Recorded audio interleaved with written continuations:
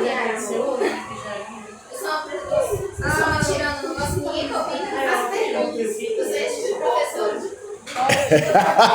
Essa eu gostei, olha, eu sou uma tirana, olha. Mas se você acha que eu vou explicar. Se eu sou professora, a sala é minha, eu não quero que ninguém me pergunte. Você não entendeu a porquê depois. Maravilhoso aí, ó. Ela vai operar.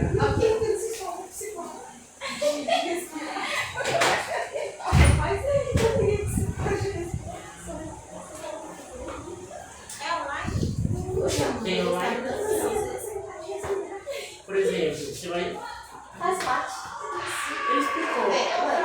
Você pode sentar aqui vai 8 ou 10 horas. 10 horas.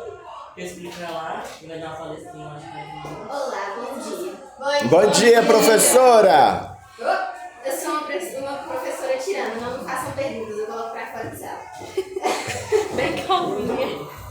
Obrigada. Pode sentar aqui. Eu vou explicar hoje sobre a divisão dos 3 poderes. Tem o poder legislativo, o judiciário e o executivo. O legislativo elabora as leis, o judiciário aplica as leis e o executivo ele administra. Cada um ele é dividido por uma função. Todos os poderes eles são independentes entre si, mas eles podem opinar um ao outro. Por exemplo, eu posso chegar um exemplo dos poderes. A Amanda é um poder independente. Vem aqui. A Amanda é um poder independente. A Nicole é outro poder independente e eu também. Cada um tem a sua independência e pode tomar as decisões que entender. Mas se eu falar assim, Amanda, dê um passo pra frente, e a Nicole não concordar com a atitude que esse poder está tomando, a Nicole pode falar, dê um passo pra trás. Ela é independente, mas a gente pode interferir no que a gente quiser fazer. É isso, vocês entenderam? Eu não sei explicar muito bem, desenvolvendo. A gente tem a divisão dos poderes segundo Aristóteles, que começou com ele, e não como todo mundo acha que foi com Montesquieu, começou com a teoria de Aristóteles, que de acordo com Aristóteles, ele tinha a teoria que tinha o governo de um, o governo de poucos e o governo de muitos. Que o que daria certo para o governo de um seria a monarquia, o que daria certo para o governo de poucos seria a aristocracia, que é o poder político reservado a uma classe social. E o que daria certo para o governo de muitos é a república, igual a gente tem hoje. E o que não daria certo no governo de um seria a tirania. E o que não daria certo no governo de poucos seria a oligarquia, que é o pequeno grupo de interesses que controla políticas sociais e econômicas em apenas benefício próprio. Eles só visam o próprio benefício e vocês não estão se beneficiando, o problema é seu. E a democracia, que não daria certo.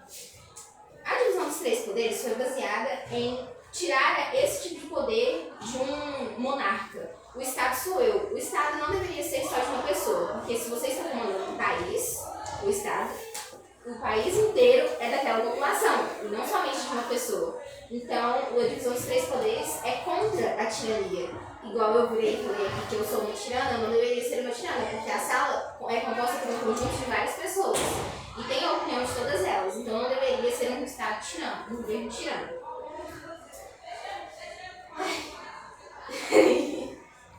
Aristóteles baseou a proposta dele no livro que ele também escreveu, que é a Política, que na obra dele ele procurou estabelecer uma proposta de governo que fosse capaz de garantir a felicidade geral da sociedade. Claro que não agradaria a todos, mas agradaria a grande parte da população. Pode entrar, eu acho. Se a professora deixar.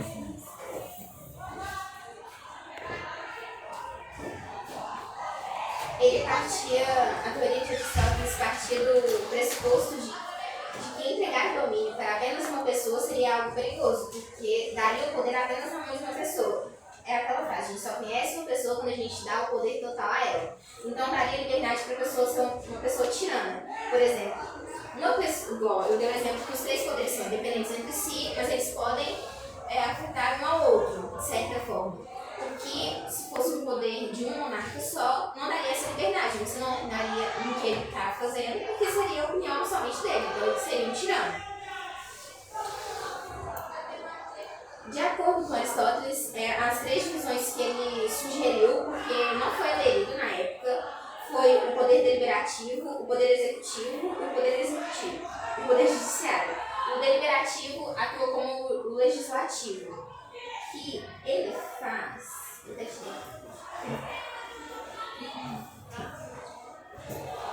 O deliberativo, que seria o legislativo na visão de Aristóteles, ele visava a paz e a guerra, ele trabalhava entre esses dois eixos, ele realizaria alianças ou ia romper as alianças, e ele ia fazer as leis e suprimi-las. Magistraturas, que era uma também da visão dele, que é o executivo, que é assim que fala, né, como ele colocou, ele ia administrar os edifícios públicos e privados, administraria construções, por exemplo, conservação das ruas, conservação do ambiente, teria o mesmo papel do executivo, que seria o administrativo. E teria o cargos de jurisdição, que seria o judiciário. Ele é a apresentação das contas no exame da conduta das magistraturas e os crimes de Estado ou atentados contra a Constituição. Então, ele julgaria tudo que seria contra o próprio Estado ou país. Só que eu não... Aí tem os freios e contrapesos, que foi o que eu citei desde o início, que foi colocado, que ele deu um padrão, caramba, tanto ele quanto John Locke e Montesquieu, eles criaram os freios e contrapesos, que seria exercer sua função, mas ao mesmo tempo ser supervisionado pelos outros poderes. Que seria a mesma coisa que eu já expliquei outras duas vezes, que ele é independente, mas ele é supervisionado pelos outros poderes. Tem a supervisão dos outros poderes e a interferência dos outros poderes nas decisões. Agora a gente vai para a visão de John Locke e Montesquieu.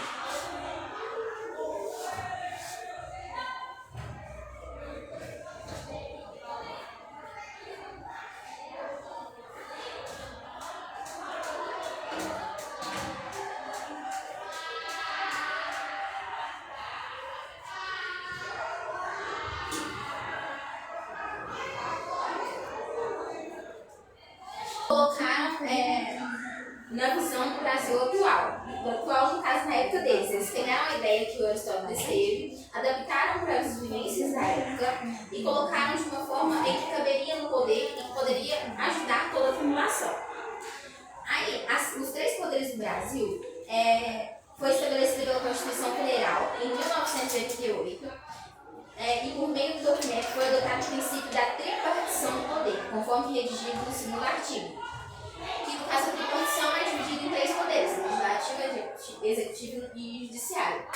Que no artigo 2 diz: são poderes da União, independentes e harmônicos entre si, o legislativo, o executivo e o judiciário.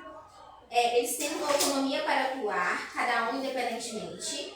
Porém, eles poderiam opinar um no outro. Eles possuem atribuições distintas, mas sua autonomia permite que eles limitem uns aos outros, impedindo que exista o abuso de poder. Exatamente por isso que são independentes, eles podem opinar dentre eles. Porque, por exemplo, se deixarmos cada um ficar só simplesmente regindo aquilo que foi lhe proposto, pode acabar exigindo ao longo do tempo em que um começa a ser tirando, porque o outro não opina no que o outro está fazendo. Então, se você não dá sua opinião, o poder pode subir a cabeça daquela tripartição e aí vai virar a monarquia novamente, vai perder o sentido da tripartição dos poderes. E é importante também a gente mencionar aqui no Brasil, que é importante a gente mencionar aqui no Brasil, que é considerada uma cláusula pétrea. Não sei se fala assim, mas eu estou falando do jeito que eu comprei. Que o que seria? É uma cláusula que não pode ser mudada, porque ela é imutável, ela não vai mudar, vai continuar sendo assim. Como virou uma cláusula pétrea, não vai mudar, vai continuar sendo assim para todo sempre no Brasil. Eu não sei que tem uma rebelião muito forte tirar essa lei, mas vai continuar sendo assim. Aí o Poder Executivo ele é responsável pela administração do Estado, representado por aqueles que têm funções governamentais, e administrativo no Estado. Por exemplo, o Poder Executivo geralmente é o presidente. Normalmente no Poder Executivo é o presidente. governadores e prefeitos.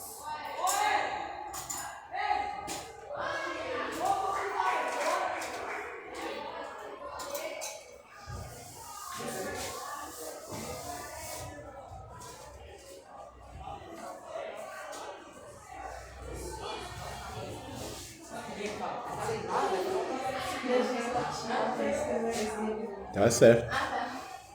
Eu jurei que eu estava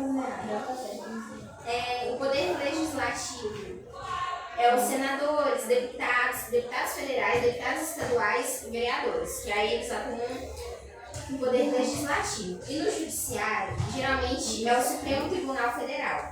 E pelo poder superior, pelo Superior Tribunal da Justiça. Mas existem os tribunais regionais espalhados pelo país. O Supremo Tribunal Federal tem a prerrogativa de julgar os membros da Câmara dos Deputados, ou seja, eles podem ir lá julgar a Câmara dos Deputados, por exemplo. Eles entra aquela frase novamente, são independentes, mas harmônicos entre si. Eles podem afetar a Câmara dos Deputados que estão no Poder Executivo, por exemplo.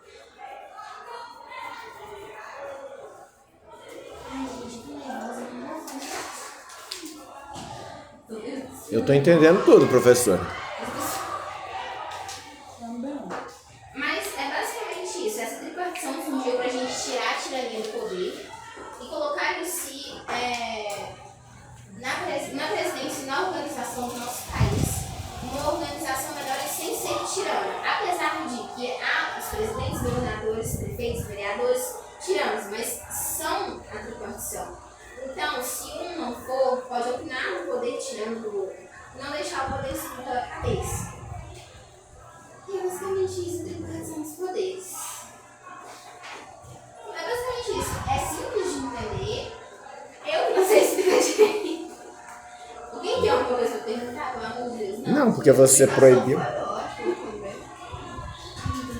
Então, e essa, só pra gente entender aqui aquele esqueminha, professora, aí quer dizer que esses três poderes ficaram assim cravados como cláusula pétrea a partir da Constituição de 88? Seria isso, de 1988? Foi a partir da Constituição de 1988, porque foi aderido aqui no Brasil. Antes foi aderido em outros países primeiro, mas o Brasil aderiu a partir do momento que ele viu que era uma boa maneira de ter um regime, vou falar assim para entenderem, aqui no nosso país. Aí foi definido como cláusula pétrea para tirar a tirania do poder, para não deixar a tirania permanecer de uma maneira que poderia afetar nosso país de uma maneira ruim. Por exemplo, igual a aristocracia, que visava o poder simplesmente de uma única classe social.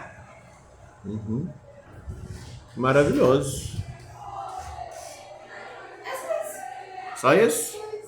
Então, palmas para você.